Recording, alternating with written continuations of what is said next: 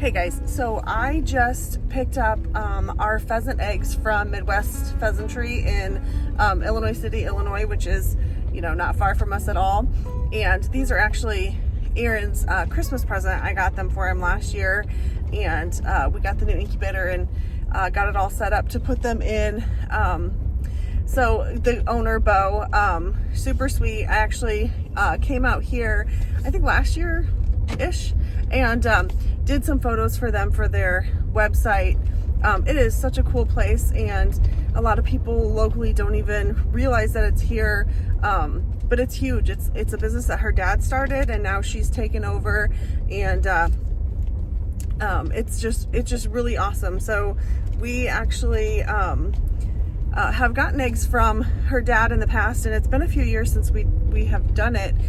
So I was super excited when she said she would sell us eggs again. So this evening when Aaron gets home, we will get them put in the incubator and get them started. So he'll be able to give you all the information as far as all that stuff. So we'll cover that here a little bit later, but she let me just do quick videos. I was kind of driving through. And I would love sometime to do some sort of an interview out there and kind of show the whole place and have her talk about the history and how it got started and how many pheasants they run and eggs they go through. And it's just a really cool local business that a lot of people, like I said, don't know about. So maybe someday we'll get Bo to do that. So, but for now, we're going to take these eggs home and get them ready to get started in the incubator so we can raise our own pheasants and then get them grown into where we can release them in our CRP and do a little hunting this fall with Aaron's dog, and just one more thing we're able to do at home. All right, well, today's the day. We got pheasant eggs picked up this morning. We used to do this for quite a few years in a row. I haven't done it the past 3 or 4 years. Back when I got my first draught hunting dog, we got into raising pheasants, got a pen, got an old incubator from a cousin of mine, and built a flight pen and started hatching and raising pheasants for training dogs. Probably did it for, I don't even know, 6-7 years in a row. And then I got another pup. We started working with her, and then I think last winter, 2 winters ago, we lost the main flight pen. We had a big blizzard and it knocked it down. So we haven't done it in a couple years. That's the air compressor just kicked on. There, we're back. So last year for Christmas, Megan went ahead and ordered me another pack of eggs, 440 pheasant eggs. Got them from Midwest Pheasantry. That's where we've normally always got them from. They're local and have always treated us really good. So, as you know, we lost a building and lost an incubator to a storm a month and a half ago. We ended up getting replaced with this big one here, Arcom. Did a trial run, I don't know, they just hatched, 2 weeks ago? Did a trial run with some chickens out of ours and our rooster. The hatch wasn't that great, but after candling them, it wasn't the incubator's fault. The rooster wasn't doing his job. So I think we only had 2 fertile that did not hatch. So, started up the incubator 2 nights ago, got it warm, got it prepped, getting ready to go. These are the trays that came with the incubator. They're kind of the generics. I wasn't going to buy the bird specific ones. These are dividers. You set your eggs in here, fat side up, and then you make rows. These drop into place like so. Tight against the eggs, start your next row, and you just keep working your way down. When I'm tight with that thing, it automatically turns every 1 to 3 hours, depending on how you set it. And I mean, they get it. They're probably there to there. So yeah, couple times I did with the chickens in there, I thought, oh boy. So there's 440 in here. Come in little flats, tiny little shits. Those are the eggs. We're gonna set up and start putting these in the trays. It's going to take us a while. Once everything's set in the trays are all tight, we'll open up the incubator one time and try to get them in and get it closed as soon as possible. Basically 23 to 25 days they should hatch. The temperatures and humidities kind of change depending on the first part towards the end. Last 3 days you quit turning them, just let them stable out. Once you start pepping and getting holes in them, then you bump up the humidity as you go. Once they do start hatching, you're supposed to put them in a hatcher. We don't have a hatcher, never had a hatcher. So what we did for the chickens and what we'll do for this one is at the bottom of that incubator, you can set 4 of these trays. We just set them down in the bottom. As they hatch, they kind of fall down, hit the bottom, and they can go, you know, at least 48 hours without food or water. That gives them time to dry up, fluff out, and then, you know, once you get a bunch that are dry and fluffed and ready to go, then they'll go to the breeder box, and we'll just keep working them through. So we'll see. First time out of this incubator with our old one. Usually at the best was 50% hatch, maybe 60% hatch. We'll see what this one does. Kind of nerve-wracking because we couldn't hardly hold the amount of eggs that we used to get just because of the flight pins, and now we're down 1 pin. I've only got one 30 by 30 left. Got a while before they'll get to that point. It'll be 2 months before I have to worry about getting them into the pins. I will probably take a fair amount of them. About 6 weeks old is usually about the right time. They haven't become like dumb pin birds yet. So 6 weeks, we'll probably turn a bunch loose in the CRP. We used to do that before, kind of hopefully let them go wild and be able to hunt them come hunting season. Coyotes knock the heck out of them. They used to be, whatever you kicked out, they said 5% would make it. Coyotes would get them. Bobcats. We started having a lot of problems with bobcats around here lately. Coyotes, the boys and some other local guys have knocked them down. They're ain't nowhere near like there used to be. So we'll see. We'll turn a bunch loose at 6 weeks and keep some back in the pens so we can hunt them on our ground during hunting season. Some of the places we used to like to go hunt, they've closed up. Other places that we've gone for several years, their prices are ridiculous. It's not worth it. They're just gouging you. So it's kind of nice to have your own birds, train some dogs, be able to set them out on your own ground and hunt them. You just got to hunt them, you know, by legal law for your state. So I don't know, it's kind of fun. They're pretty cool. When they hatch out, they're dinky. It's kind of cool to watch. But anyway, we're gonna get going, start setting these up. Once we have them all in the things, we'll show them to you and get a video of them going in. And then ain't a whole lot to do. Just make sure we got water in the incubator, and it kind of does its own thing for the first 20 days. There's really not much to do. Around day 10, we'll open up the incubator, pull some out, and candle them, see if they're fertile or not, how they're doing. Some guys, when they go through any egg, you know, they'll candle them at 10 days, and anything that is not fertile, they get rid of. I never have. I just leave them in there. It ain't gonna hurt nothing. They're not gonna blow up by the time you pull them out or anything. And I really don't want to sit here and candle 440 eggs. So at the end of 23 to 25 days, I usually let it go a day or two longer, and whatever don't hatch, and then very carefully take them out and get rid of them so they don't explode at that point in time. So anyway, we're gonna get at it.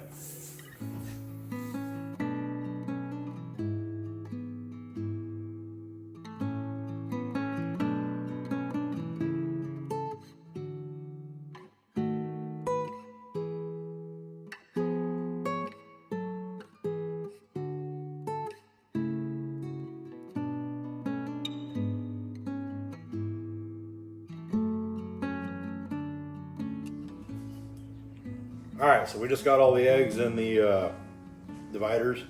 I was wrong. It was 420, not 440. It's been a couple years since we've done this. Basically, 64 eggs per tray. This is kind of how it panned out. Then we got a little half tray. Did some quick math on the incubator. There's 8 trays that you can double up, so 16. So that was 1,024 eggs that you could put in one shot. So that's kind of impressive. Anyway, we're gonna go ahead and put them in. Right now, we got everything kind of turned flat, so they're easier to load. Once they go in and close everything up, we can try to see. It's been a few minutes since I've done the rotate, but we'll get a set where they'll start rolling the eggs, I guess. This one, like I said before, is every hour to 3 hours. That's what you can set it at. Depending on who you talk to, the hatchery, and then a cousin of mine that done this quite a bit, they're 3 to 6, maybe 8 times a day turning. These will be every 3 hours, so it'll be a little more, but we'll do that for the first 20 days. Stop the rotation, bump up the humidity, and the last 3 to 5 days they should hatch. So anyway, open these up. Light comes on. Trays just go in. They don't really lock into the deals, but they kind of, or which way they go. There we go.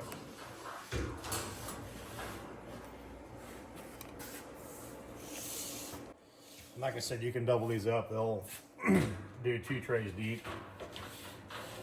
But we got enough, we can just go ahead and probably do singles.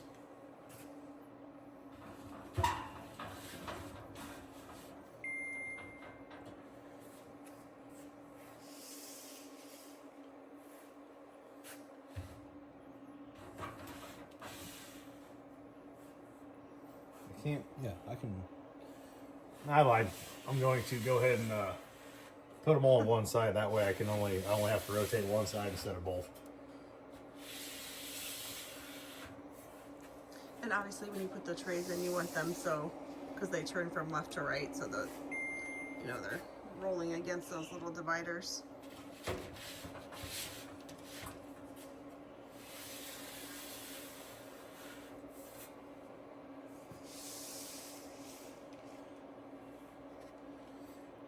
And like I said, the when they turn, they turn. So they're in there pretty tight. This last little one here, we didn't have enough to fill a full tray, so they kind of want equal weight. That way, when it rolls over, it don't flip the whole tray out. Got to get a little creative here, so hopefully that works. So anyway, these guys go in. Close the door. That when it was beeping earlier, if you could hear that, that was basically an alarm saying the door is open. So bear with me on this. If you hold this down, it'll alarm. That is temperature. On pheasant eggs, they can be 99.25 to 99.75, depending on who you talk to. I just got it at 99.5. So that's set. Push it again, relative humidity.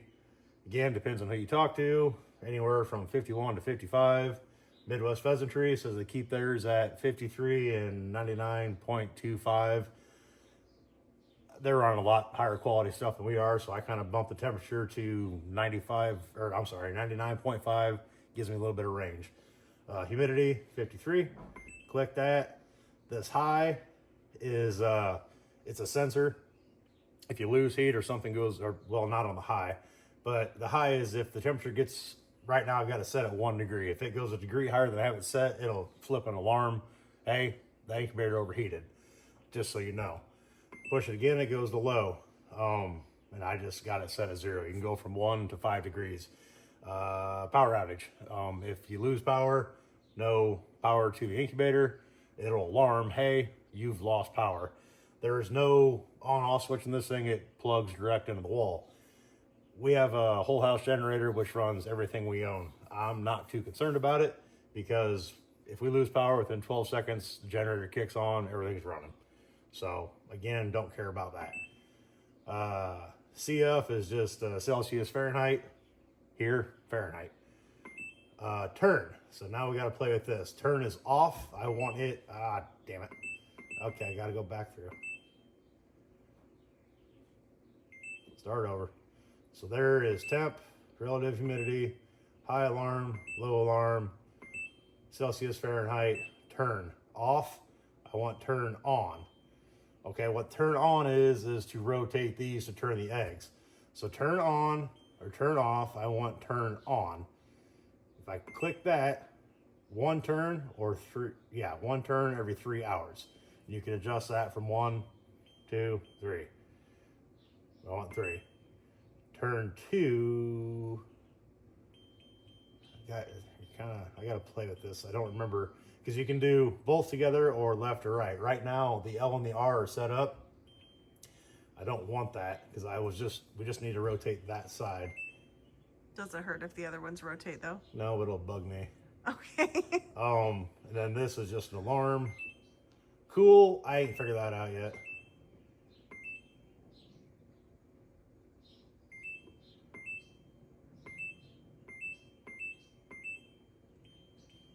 Oh, there it was. So L on left. So up here, the L is only lit, R is not. I want that on, and I want the turn to be every 3 hours. Click. That sends me through that back to the other stuff now. So yeah, that SON is just sound. That's basically the alarm. If you did hear it when we had the door open, it said open, it was dinging. Yeah, why not? So click that again. Cool. Again, ain't figured that out yet. That's off. It's some way to hatch, and somehow it brings fresh air in. They say it works great if you can figure it out, and that's as far as the instructions went. I don't know, so I'm not messing with it. So it's been opened up. It'll take it a little bit to get back up to temp. We're down to 93.5. Once it's closed up, I'm guessing probably within a half hour, it'll run back up. So anyway, here in 3 hours, you'll hear it run, and then she'll crank over severely left or right. I don't remember which way it goes first. And then it will hold there. And then 3 hours later, she'll roll all the way over. So every 3 hours, nonstop, it'll do that until I tell it not to. 20 days is what we'll do it at. The other cool part about this one versus our old ones is it has a built-in, I guess you would call it like a condensate pump up top. Pull like 6 screws out, this lid comes off. The heaters, the fans, the pump, it's all up there. So distilled water instead of tap water. We live in the country, we're on a well, calcium, just hard water. So they were pretty adamant when we bought this one to use distilled water. I've never done that before, just run regular well water, but you get that crap in there. For what this thing costs, I'm like, nah, not doing it. So we're just been buying distilled water. I tore it apart after we pulled the chickens out. It was perfectly clean. I didn't have to do anything. I literally took some rags, just dried it up, called it good. So when this gets down below the humidity, you'll hear the little pump hit. Just got like a little, probably 1/8 inch line. Just drop that right in the tank. When it gets below, you hear the pump kick on, it'll suck it out. I have noticed that, well, we probably got another couple inches to go, and then that hose will curl up and it'll suck it dry. Not good on the pump. So I just always keep a backup or two. And then once they get yay low, switch them around and you keep filling them back up. I think when we did the chickens, I went through, I don't remember, maybe 4, 5 gallons. So I definitely need to eat more. These are a little bit higher humidity. This button up here, if you push it once, it turns the lights on so you can look in there and see. They say not to run them all the time. If you want to take a quick peek, you can look and see. If I push it and hold it for like 3 seconds, if these are turned and say we want to start another 420 pheasant eggs in 2 weeks or whatever, I can get these to come back straight so I can reload it, and then you can run dual batches as you're going. Down on this bottom, you can't really see in there too well, but this bottom, you can put 4 more trays in the bottom. That's what we did with the chickens. I was kind of talking about that earlier. We just lay trays in there. Once these pull out at 21 days, we'll pull the dividers and everything, or 20 days, we'll pull the dividers. We'll separate these eggs out into more trays and kind of fill these up. That way, when they start pepping, they'll have more room to be able to crack. Otherwise, if they're packing them too tight, they can't get through their shells. Put the other trays down here. As they come out of their shell, they'll meal around and they'll drop. It kind of looks severe, but our other incubator was probably a foot taller than this. And them poor little guys would drop 3-4 foot. They hit the bottom and they hang out in the bottom while they're drying. So we'll put the trays down in there. That way when they drop, and the chickens are kind of cool. It would surprise me because the trays don't fill it up 100%, but they want to be in that tray instead of on this black part. I don't know if it's a color thing. I don't know if it's a texture thing, but if they were walking around on the black, they would jump right into the white trays, and that's where they hung out. So when you're incubating, once they start hatching, it gets dirty. You get like fluff, dander, I don't know what you call it. So when we were done with the chickens, we tore it all apart, cleaned everything out, disinfected it, and then got ready to go for this. So anyway, basically, there ain't a whole lot to do. We'll write down the date, and when we put them in, 10 days from now, we'll do some candling. Basically, you can get a funnel and a flashlight and look up through them, or just kind of cup your hand, put a flashlight bottom of your hand, you'll see veins, or hope to see veins. You can see veins going in like a mass building, they're a fertile egg. If you look in there and it's just kind of, you can see the light, but there's nothing inside, it's a dead egg. So you can chuck them at that point in time if you want to sit here and mess with all of them, or just let them be in there and get rid of them at the end. It's just kind of a fun thing to do. When the kids are little, they love seeing them grow. We used to walk, we had these in the house, small incubators, and go into a dark closet with a flashlight, and it's kind of cool to see. It lets you know, if the roosters or the cocks, or depending on what you're raising, if they're doing their job, and hopefully the incubator is doing its job. But anyway, that's about it. I mean, it's got some valves up here you can open and close to let in and out. At the very top, there's another, I guess you call it diffuser. It basically stays closed. Once they start actually hatching, the humidity comes up, then you want to get some fresh air in there, get a little better circulation. A lot of guys will run like an actual hatcher. If you have live birds in there and then you got other eggs still trying to hatch, it can be like bacteria build up and stuff, so you don't want them in there too long. Our old one was kind of like, they call it a sportsman, and that's how we're running this one. I mean, once they hatch, they're going to be in there a day to 2 days. Once they're dried off, they'll come out, they'll go in the brooder, and let everybody else kind of continue through. So that's about it for now. It'll be the first go with the new machine, and hopefully we have a better hatch rate than we had with the old one. So we'll see.